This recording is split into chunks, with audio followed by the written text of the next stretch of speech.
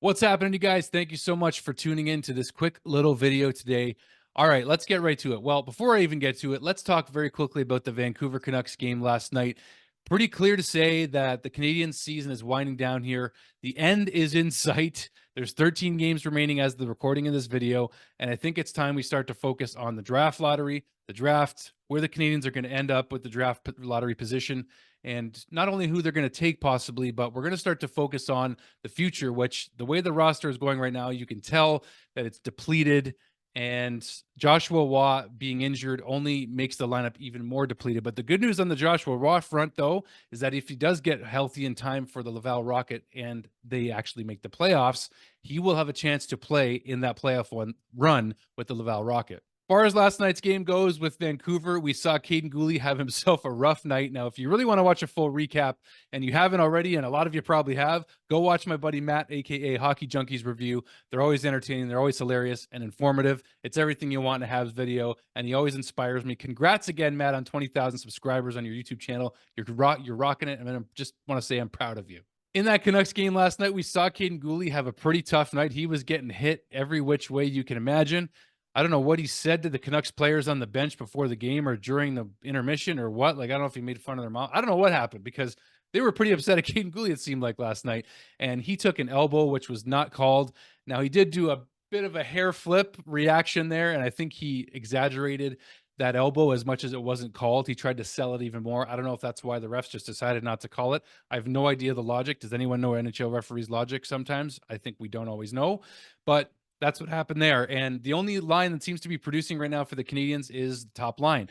Juraj Slavkovsky gets his 15th goal of the season. He's got 38 points, pushing 40. He's going to get over 40 points by the looks of, which is really cool. Be cool to see him end up with like 45 points. Nick Suzuki, Cole Caulfield, the top line is pretty much the only one that seems to be regularly producing. You're not getting a lot of offense out of the second, third, and fourth line right now. You're not getting much at all. And therefore, that's why the Canadians are starting to trend down towards potentially getting another top 5 pick in this year's draft. That's basically what I want to talk about briefly with you guys here is just the fact that the Canadians are at the point now where they're trending towards a bottom 5 finish potentially. And if you look at the standings right now, really, I mean, the Canadians are 26th and they're only 1 point ahead of the Arizona Coyotes. They're only 2 points ahead of the Ottawa Senators, and they're only 4 points ahead of the Columbus Blue Jackets. So best worst case scenario, the Canadians could take Columbus' spot, finish 29th, and end up with a better chance to get, say, like the 4th overall pick in the draft lottery, or maybe they end up in 28th. I don't think they're going to end up worse than 28th. That's just my natural sense. But then again, the Canadians are really trending even worse lately now. So it's possible. It's possible. It's conceivable with Columbus being where they are, that the Canadians could end up in their spot and have a better chance at least to draft 5th overall again this year. I know I said this in a previous video. I was dead wrong. I think this draft does actually help the Canadians rebuild in a big way. And it's not just because of what the first of the first round picks that they're going to use. They're probably not going to use their second first round pick. Most likely they're going to do another Kirby Dach Newhook trade, as we know.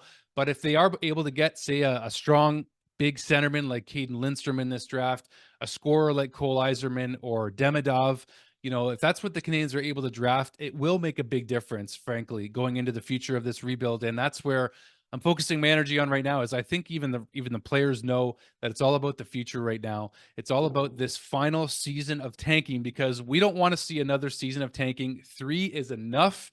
And I think that Kent Hughes and Jeff Gorton recognize that. They have a plan. We got to hear from Jeff Gorton recently on the Eye Test podcast with Pierre Maguire.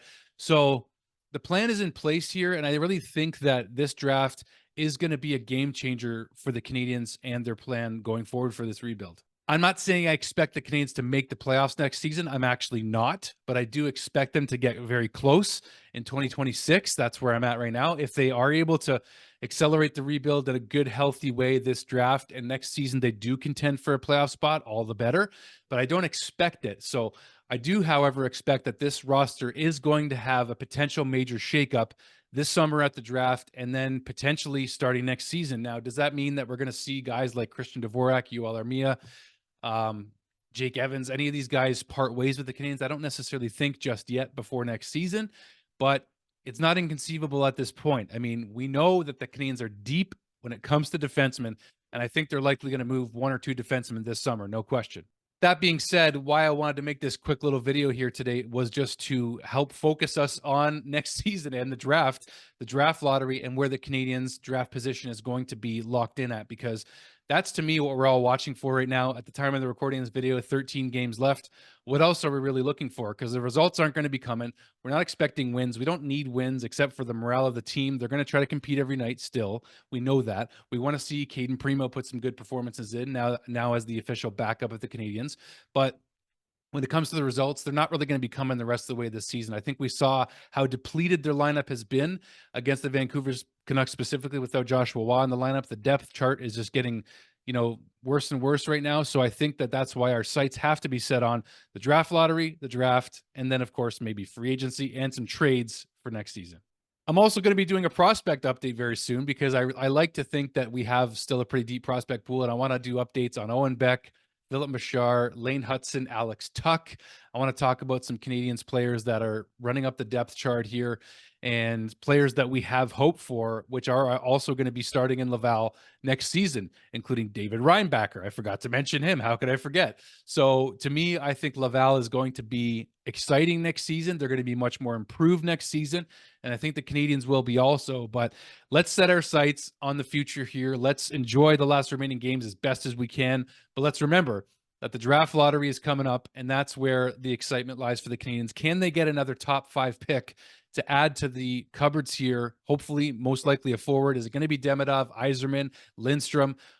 Is it going to be a defenseman? I don't know. I just don't think it's going to be, because Ken Hughes has hinted and said that they will be willing to draft for need this year. So I'm looking forward to a forward this year, I hope, but we'll see where they end up in the draft rankings, and it depends on who's available. So stick with me till then, guys.